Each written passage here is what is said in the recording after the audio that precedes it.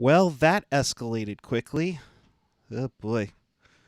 So much for getting to another 3-game winning streak. The Sharks fall in the desert. We'll break it down and have some things to say about the effort of this club right now on Teal Town After Dark.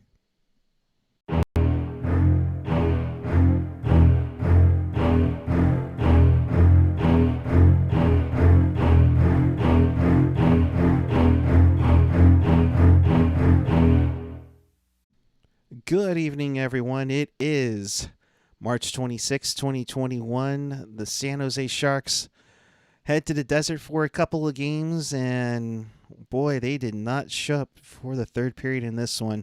They lose 5-2 to the Desert Dogs, and trust me, if you're doing the drinking game tonight, boy, howdy, do you need it. Welcome to Teal Town After Dark. This is your live interactive Sharks postgame. You want to be part of the show? Teal together and chat with us and fellow Sharks fans on the page or the app. Of course, follow us on the social, Twitter, Instagram, Facebook. Of course, hit that subscribe button on our YouTube channel, SoundCloud, Reddit, and of course, the Discord after the show. And of course, find everything at tealtownusa.com. Pleased to be joined by Mr. Ian Reid. Ian, how are you, bud? I'm all right. How are you? Well... That's a loaded question right now. I mean, when I don't give a crap at work, I get called out for it. And honestly, to the effort that the team put out tonight against an opponent that I think, honestly, Ian, I think is winnable, I'm not liking it. Yeah, for sure. It's definitely, yeah. I mean, this is a game where you think that they should have probably gotten a better outcome out of. I think that but I mean, it wasn't really, it was just bad. I don't know if I can see it more eloquently, but like, it was just bad. Arizona starts Aiden Hill, which is their third tier goaltender. And the thing you want to do there is you want to get shots on him. You want to get shots on him early and often, and try and see if you can break through, especially after the game that he had not too long ago. I'm just going to light here a little bit. Not too long ago against the Colorado Avalanche, where he got lit up for 4. So you want to get to him early and often. But I mean, they have 4 shots on goal in the first period, like. The third period was bad because of the score, but I mean, it didn't really start. It was like the inverse Shark game, because like I thought probably their second period was their best period of hockey this game, but the first and third were completely forgettable. Absolutely. Completely agree 100% with you on this one, because I don't know what's worse, having 4 shots on goal or having Arizona get 3 goals in 10 minutes to basically put the game away. Like, literally put the game away. It's like you didn't show up for the first period. Hey, great job finally doing something on the second period. Good job, Tomas Hertl with the shorthanded goal. He gets his 300th point. But then the third period, you don't show up. You get an early opportunity on the power play, and you don't do anything on that. It's just like, it was pretty brutal. And then Dvorak comes in, and then a minute 20 later, Hunt comes in. We'll get to that questionable goaltender interference challenge, because I smell hints of PDB on that challenge there. And then Kessel is just wide open. Yeah, I mean, it's funny because when Aiden Hill was going to start, going back to that for a second, obviously the jokes on Twitter were like, oh man, we're going to make this guy look like a Vezina, candidate, but they didn't even do that tonight. Like, it wasn't, Wouldn't that be like nice? he didn't really have to work all that hard, to be completely honest. And I didn't think Jones had a great night, but I don't think he had a whole lot of help either. No. Like, his defense hung him out to dry pretty badly. I I mean, the Phil Kessel goal, I just laughed because at that point, what are you gonna do, right? Like, there's just, I think I probably woke my wife up, and she probably thinks I've just completely, like, this team is completely broken me now, because it was just, I started laughing. What else can you do at this point? Well, I mean, Yeah, I mean, it's not it wasn't a great night. And there's some continues to be lineup decisions that I just don't understand. Like, I think, what does the Sharks think? Like, if the other GMs are going to go on daily faceoff and go, oh shit, Patrick Marleau's on the second line. Well, I guess he's worth a third after all. why not? Like, they don't Hey, watch, like, they don't think that other teams, like, have scouts that watch games. They just, well, Sorensen's on the third line, he must be worth a fourth. Like, ever since, like, all the trade talk picked up, it's like these guys suddenly get bumped bumped up. up lines. Like that, like, that's going to increase their value. Like, no one actually watches, they apparently scouts aren't a thing anymore. I mean, I get it. Their job is tough as hell this year, especially the amateur scouts. But I mean, it's not like if The video's not a thing, though. and no disrespect to us, it's like if we see it like this, you sure as heck are the scouts are saying other things to their GM, saying, "Really, really." I don't know. I mean, I mean, I don't mean, know. unless you're, I mean, I don't know. I guess maybe unless you're Buffalo, but what are you gonna do, right? Oh Like, God. I don't know. I just feel like the more things change, the more they stay the same, Yeah. and that's been like the theme. Like, and it's not, and it just goes to show, like, as much as I wasn't a fan of Peter DeBoer at the end, then I'm not a fan of Bob Bugner now.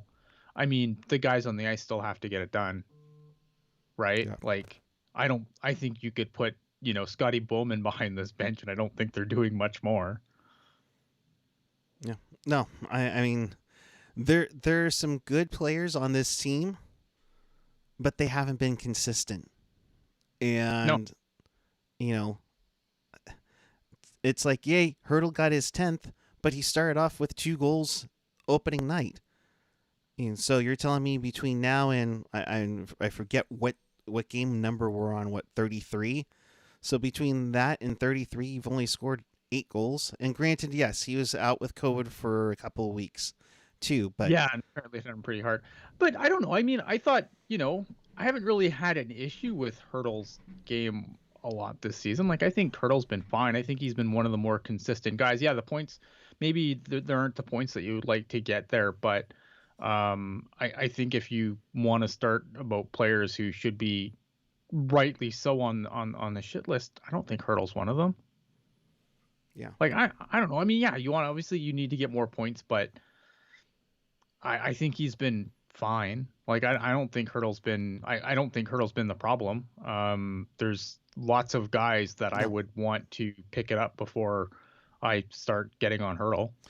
Oh, it's not me completely getting on Hurdle. I mean, Ryan Donato went, 0 for forever, Brent Oh yeah, Burns. Ryan Donato, like, I mean, after getting off to a good start, and I thought, well, yeah, this is pretty good. Like, I still think it was a decent move. Like, it's the kind of move you want to get, right? Like, it's a Oh, younger sure. guy Oh, yeah, definitely. who's on the cheap, who, you hope you get a change of scenery, might be good for him.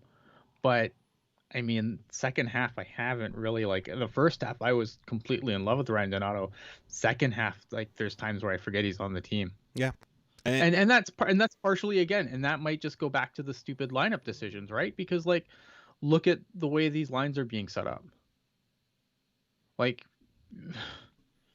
like like, who were the lines tonight? I can't remember, like, what the fourth line was. I'm sure he was on it.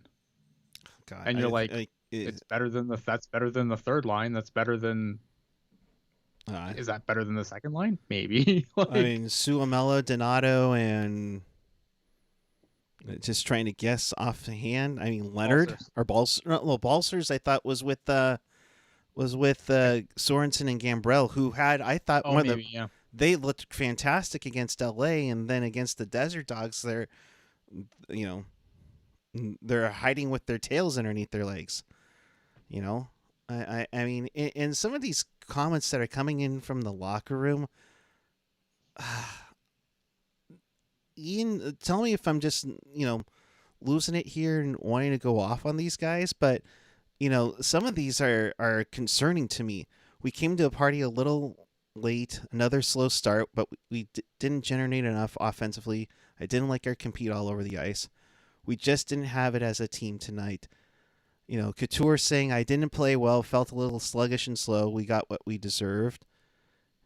Well, I I mean, mean, Couture. and Couture's I one thing, but I the rest really of them, want though. on the topic of Couture though, like I tweeted this out earlier. Like I am going to be really fascinated that once the Sharks are done playing to find out what he's playing through right now, because he's not right and he does look sluggish and he does look slow, and whatever's going on with his back, which I assume is it's probably a back problem. And the problem with the back is like like back pain's a really tricky thing to figure out, right? Yeah. Because maybe it's just general soreness, but when like having a wonky back, there's no quick fix for that. There's no guarantee that if he sits for a couple of games that he's going to come back and he's going to be a-okay. If there's something, like the back is such a tricky thing to figure out, and if it's his back, like that's really problematic. But I mean, yeah, Couture hasn't looked good since that Vegas game.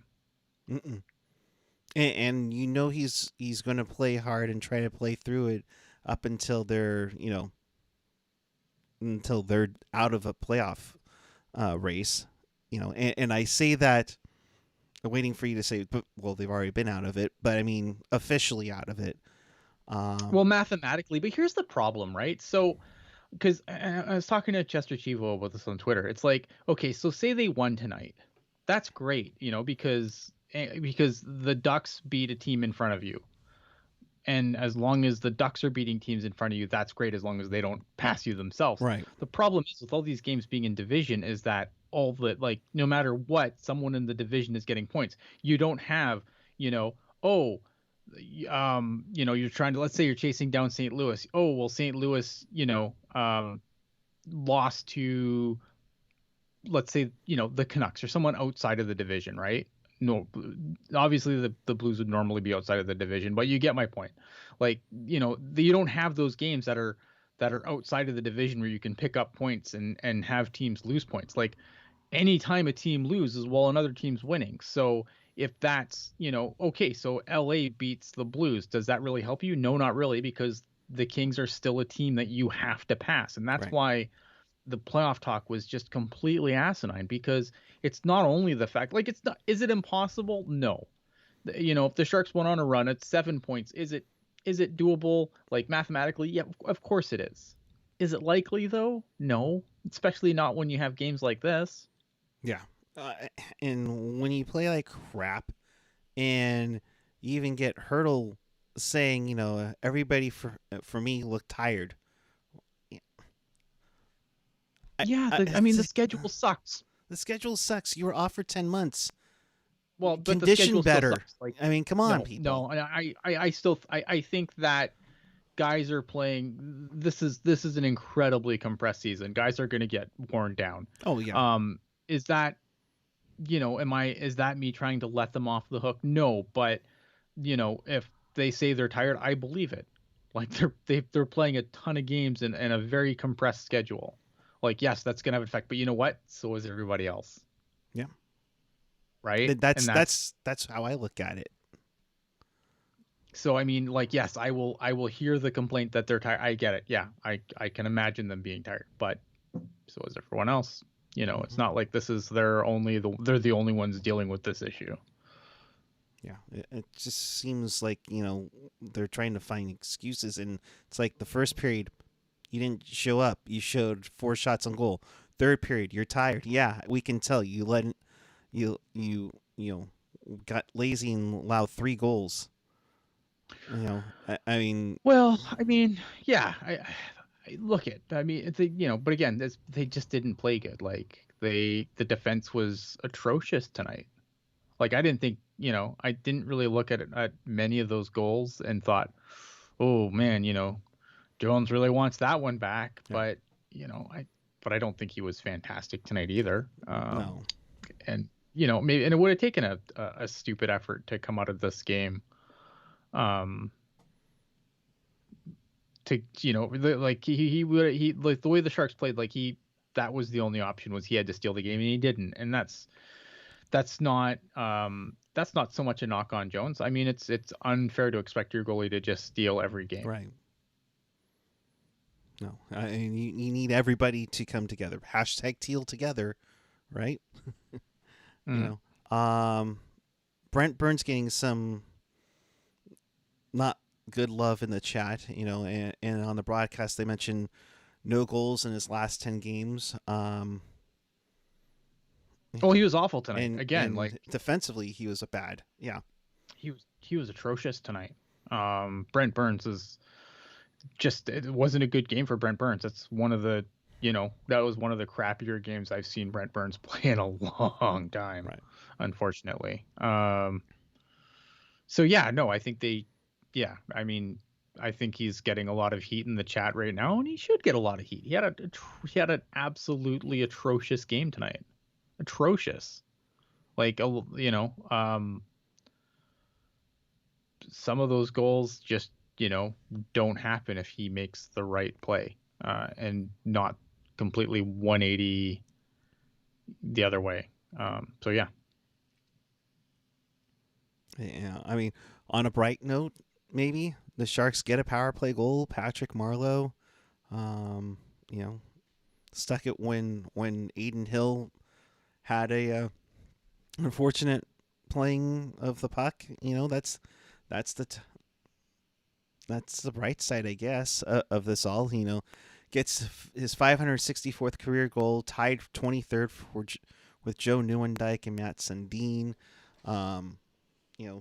He will tie Mark Messier in tomorrow's game. I mean, it's great, I guess. I guess. Like, I mean, does any of that warrant the? I know he got a power play goal tonight, so you can find him, get mad at me, but let's be honest here. Like, should Patrick Marleau be on the power play at this point in his career? No. Should he be on the second line? No. Is he? I'll be really curious to see if anyone takes him at deadline, because sometimes hockey teams do silly things, but I can't see there being many takers for Patrick Marleau at the trade deadline. Like, I don't see it. The only one that I would, if he's gonna go, the only one I would like to see would be Toronto. They don't need any more old guys. They need their dad to come home. Mitch and Ceremony native Austin Matthews need their dad to come home. They have their stepdad Jumbo over there. They need dad. Nah, they're fine. They're not going to take Marleau. Jesus. I'm kidding aside, but I mean, granted, I think everybody in Sharks territory would probably jump all over rooting for the Leafs to go all the way if that was the case, except for those who are in love with Joe Pavelski. Comment coming in from Eric Carlson. Nights like this are going to happen when you're not feeling your best. We just have to go out tomorrow and find a way to win. Yeah, great. Hockey player says hockey cliche. Get pucks. Kill him at 11. Pucks in deep, and give it 110%, 100% of the time. You got to play your game, and if you play your game, you'll find yourself to win. But no, that's what's going to happen instead is we're going to make an even sillier lineup decisions, and who knows, maybe they'll win tomorrow. But I mean, fingers crossed.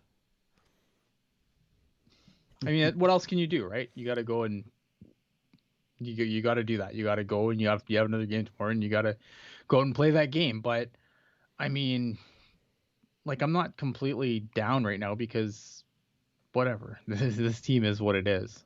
Could they win tomorrow? Yeah. They might win the game after that too, but in the grand scheme of things, is it going to matter? I don't think so. No. I mean, I don't know. And Jim A in FLA saying, "Does anyone feel great this year?" I mean, I would say on the ice, Evander Kane's showed up nicely, but he's gone through stretches. Couture has gone through some rough times Yeah, until he Connor scored that full. McDavid isn't on this team. We don't have any point per game guys. Damn it. Shocking. I know. Sad. Like, whatever. Yeah.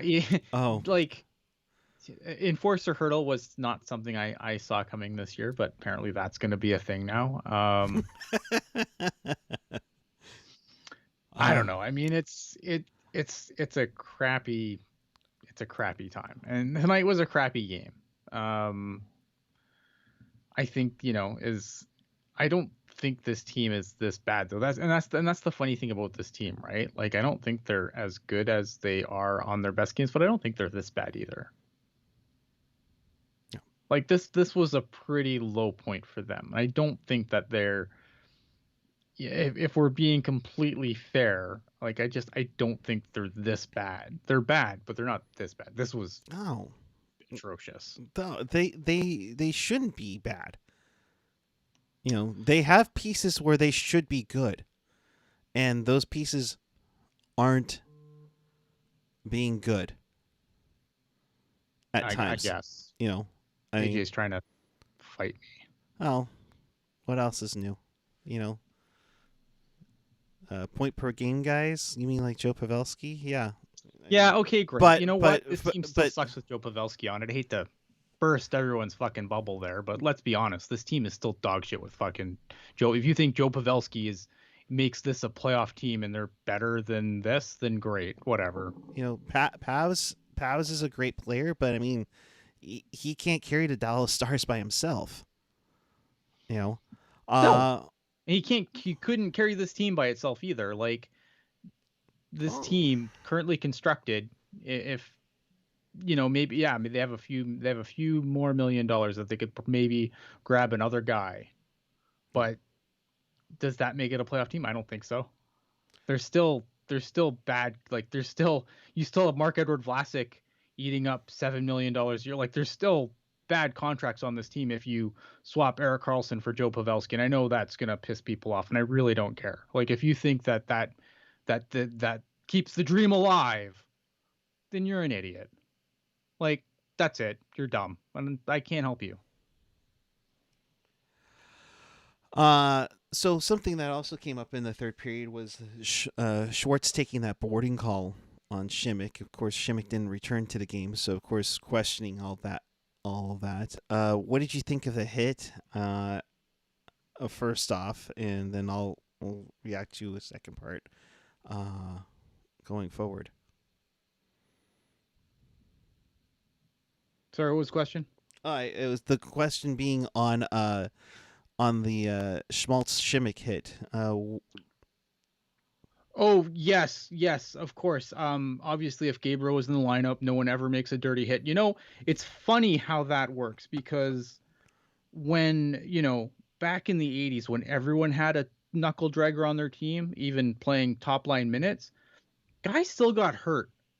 Amazing. Completely shocking, I know. But guys still got hurt.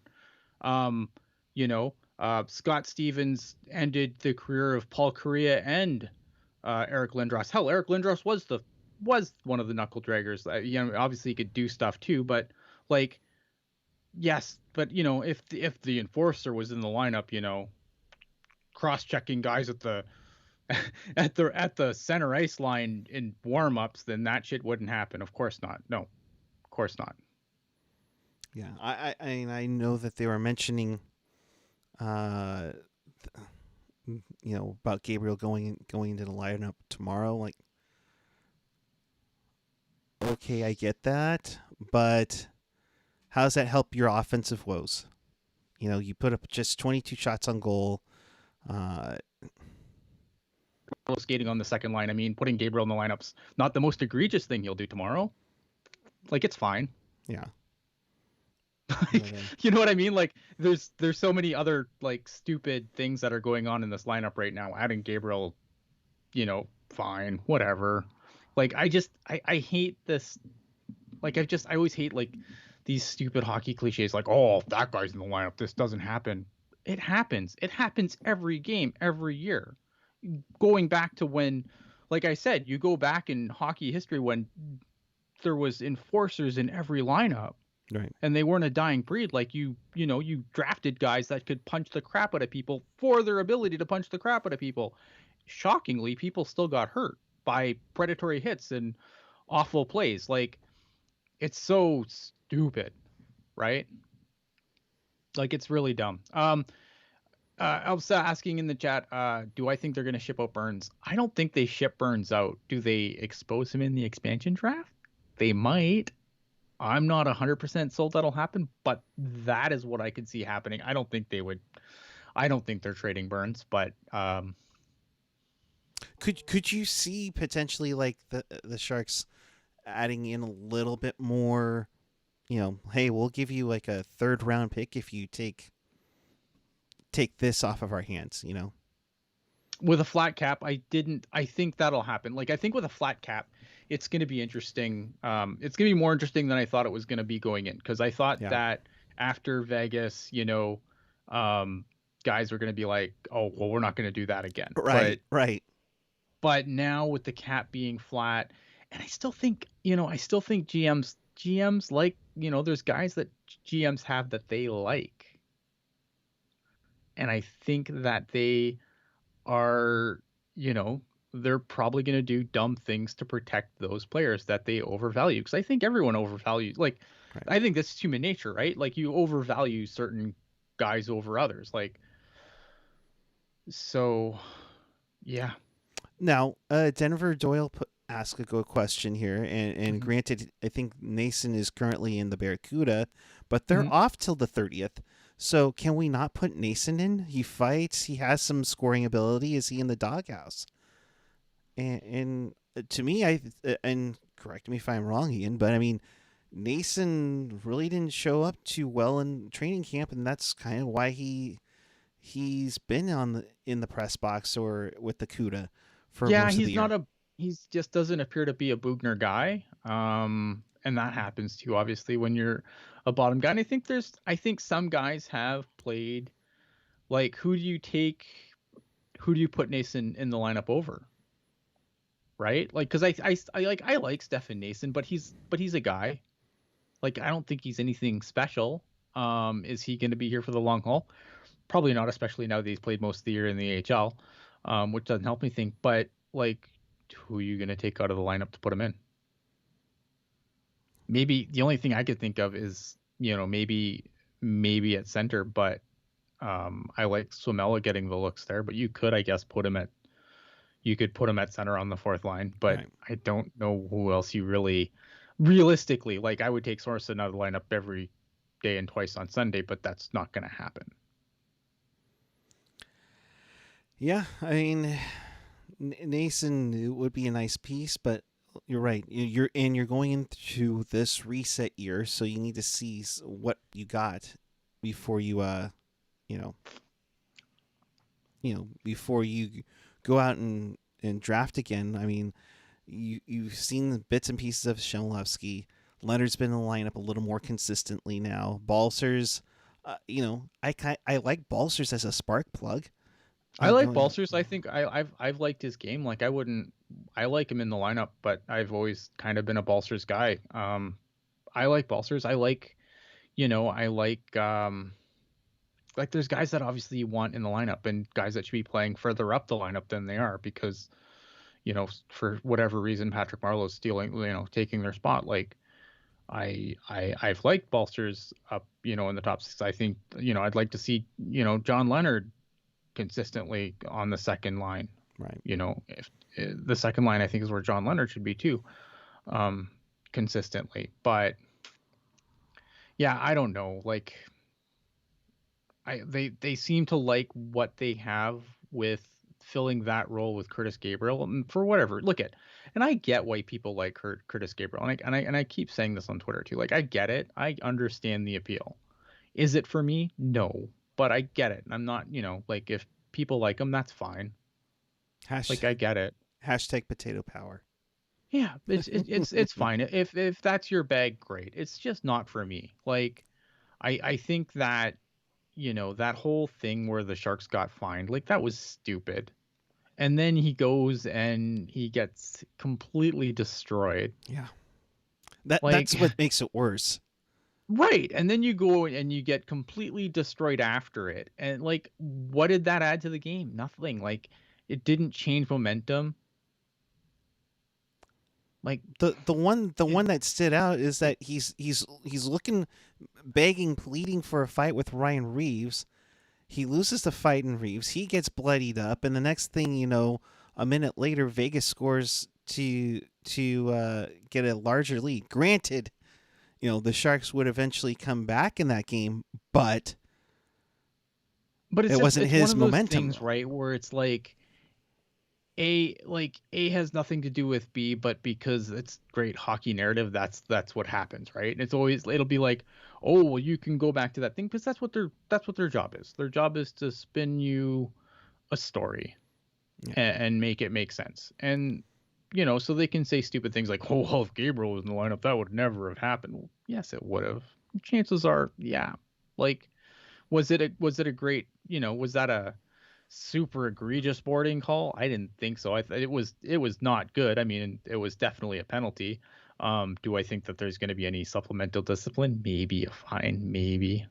But I didn't think it was like, it wasn't a good hit. Don't get me wrong. Like, I'm not trying to defend that hit, but it's not the most egregious one that we've seen this year either. Yeah. Chris saying, in the impact of a fight on momentum only counts if it goes well for you. Yeah. I would tend to agree on that one for sure. And Julio, so Julio makes an like, this was going to be a tough year when Doug Wilson let Bugner be coach again. I don't think Doug Wilson had a choice, because even when Peter DeBoer was fired, right? And I said this last year too, and I don't want to repeat myself too many times, but just, I think this bears repeating. When Peter DeBoer was fired last year, like, obviously ticket sales were down because the team wasn't very good, but there were still people buying tickets. And the approach that the team took was, who's currently on our payroll to fill this vacancy. And I know they added some assistant coaches this offseason. Hey, we got one in tonight finally.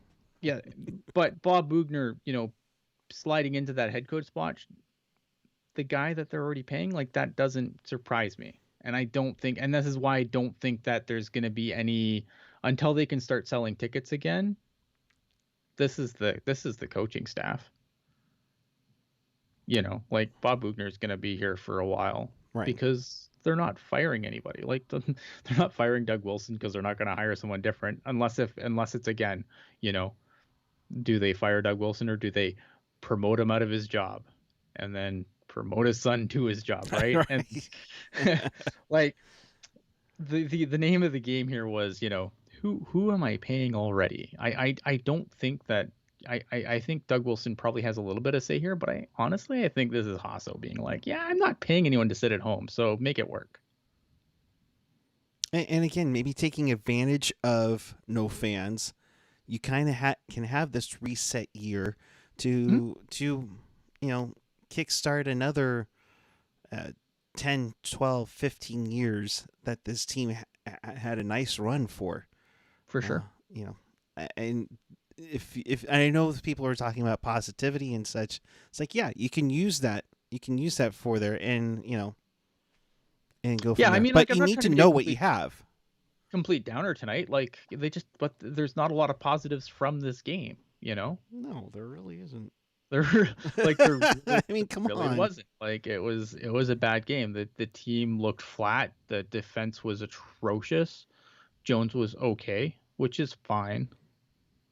Yeah. Like, I don't think Devin Dubnyk fares much better in net tonight. I thought that the goalie interference challenge was really stupid.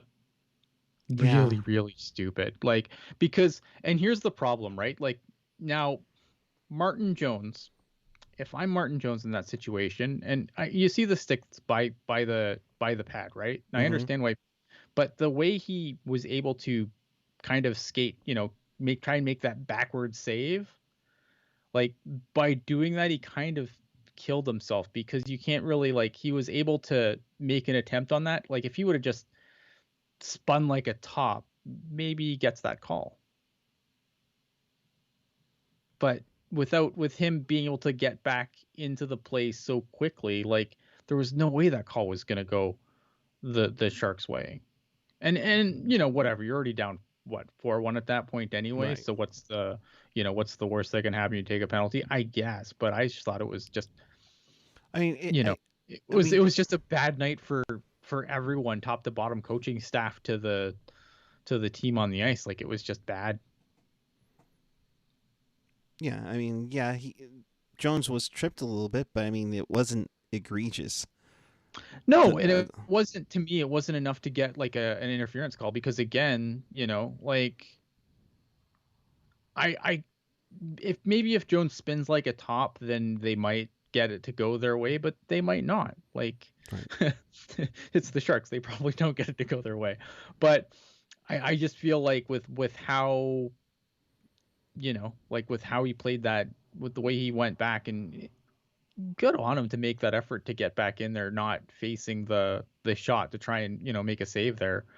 But I mean, the way he was able to do that, it really hurt the Sharks' case for goaltender interference, in my opinion. And it seemed like Twitter was pretty much in agreement with me on that. Like there was not very many people on my timeline that was like, "Oh, that was goalie interference." Yeah. No, I didn't see it as. I mean, it's like a little bit, and I would have been like, "Wow, they called that, goaltender interference for once." I'm like, but then I'm like, "No, it's the Sharks. Come on now." I mean, come on. Yeah, like okay, I don't think Bugner's not the problem. Just for Birch there in the chat, like Bugner, yeah, I agree. Bugner's not the problem. The Sharks have a myriad of problems. Some of the things that Bugner does are a part of the problem. I don't think he's the complete problem. And I don't think that there is a coach that would, I don't think that this team's a coach. Again, I don't think this team's a player away from being a playoff team. I don't think this team is a coach away from being a playoff team either. Right. Like, I think that there's some fundamental problems that need to be fixed. They need to be fixed by the front office. So we are at 19 likes. We got 56 people watching. I mean, we'd love to get some likes. Of course, if you're new here, thank you for joining us. Hit the subscribe button. We'll hit us up on the Discord on the way. If you would like your wraparound, by all means, you can help support the show and the website on Venmo at Teal Town USA, or of course your super chat. Venmo, we get more of the donations, so we appreciate that as always for that. So there was a trade to announce earlier today. Eric Staal to Montreal. Right. What did you think of the third and fifth coming back? I thought Buffalo could have done a little bit better. Yeah, I mean, nothing's really going right in Buffalo this year, and this definitely did not add to their going well, especially with the cap retention. You'd think you'd get more out of it, Right? But yeah, like I don't know, not a great at a time where nothing is going right in Buffalo. This certainly continues that trend, in my opinion. Yeah, no, it's not. I mean, but does Buffalo have a full-on fire sale? Do they trade Taylor Hall?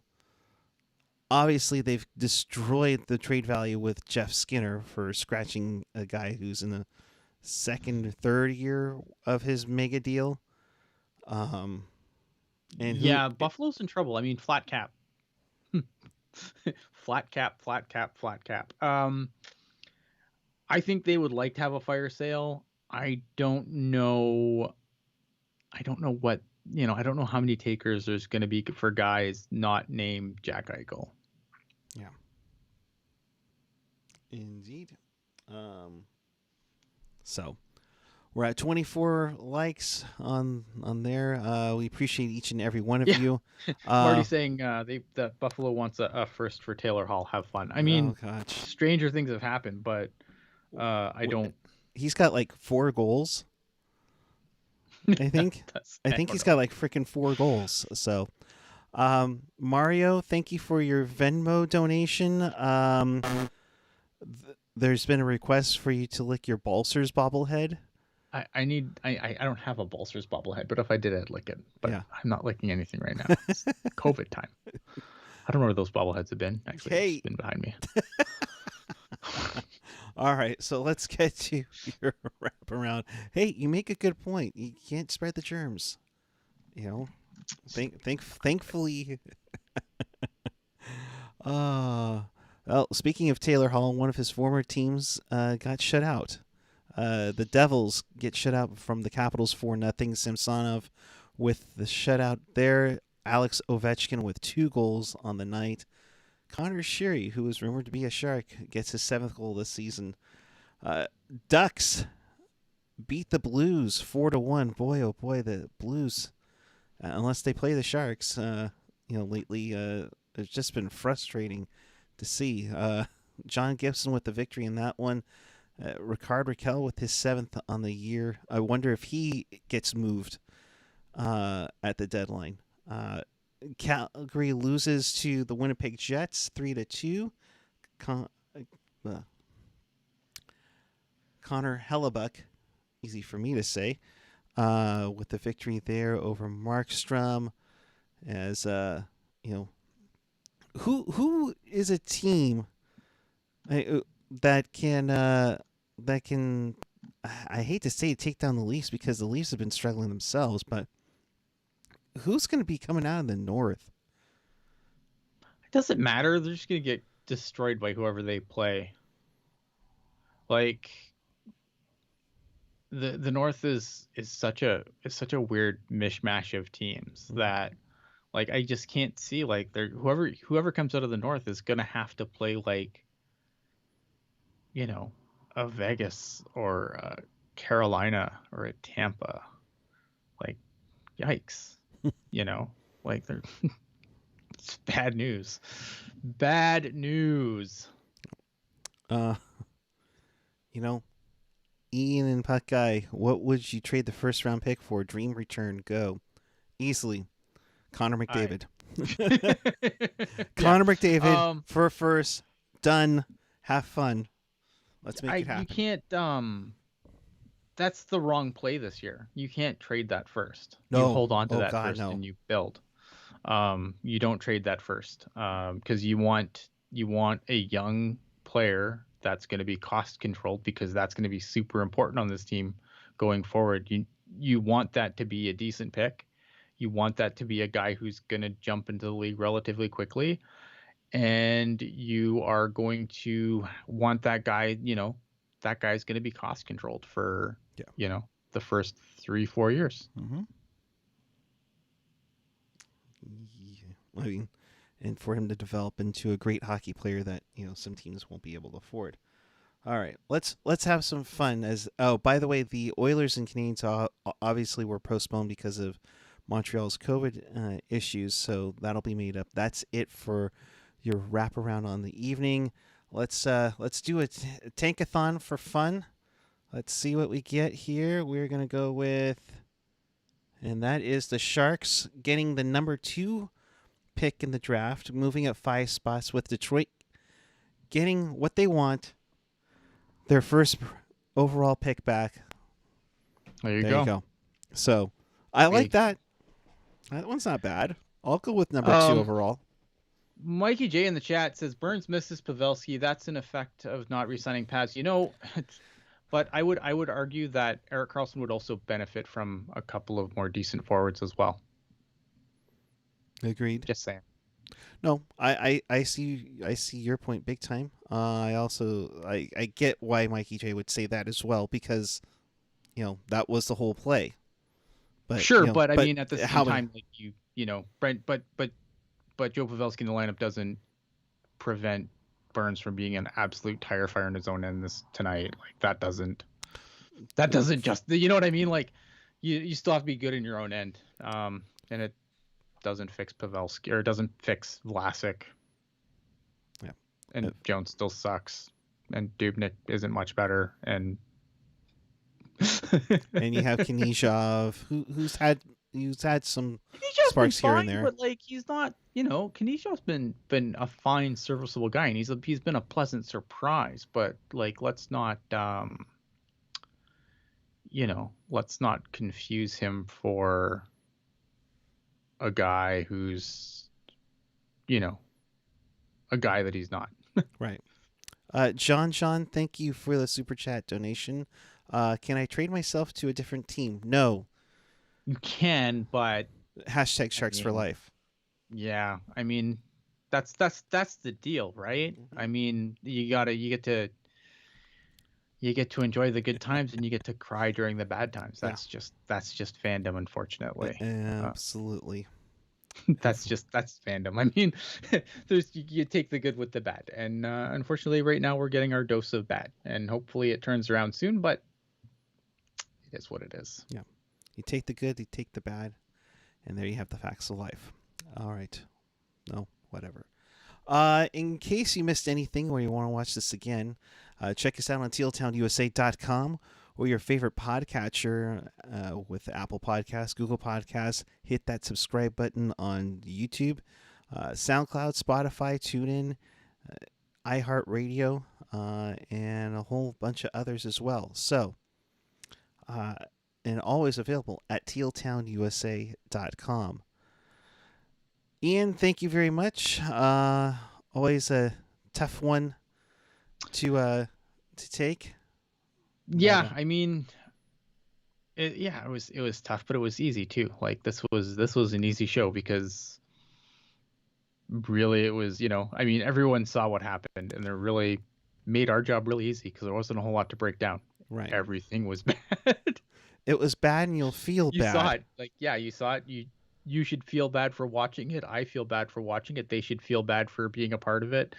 It's a night where everyone's going to feel bad. Yeah, and I mean, we can't sugarcoat it, but it's tough, and even though there's some rough spots, it's always nice to enjoy this game that we love. Anthony Sanchez saying, "Who on this chat has been a fan since '91? If you raise your hand, this season is a whole lot better than the '92-'93 team." Yeah. Absolutely. I mean, I remember those years. Like, those were really bad. I mean, but that team was supposed to be bad, right? Like that's the problem. Like, I mean, this team you could argue is was not going to be good, but like those teams didn't have because this team like still has talented players. Like, let's not pretend like this team's completely bereft of talent. It has talent. The problem is that those teams we just had like just lines of Sorensens. Yeah. Right? Hey, if that's the like, case, we're trading them all to Calgary. Will I be back tomorrow? I don't think so. I think I work Sunday morning. Oh boy. That's a bummer. But you know what's not we'll see. But you know what's not a bummer though? Is free swag.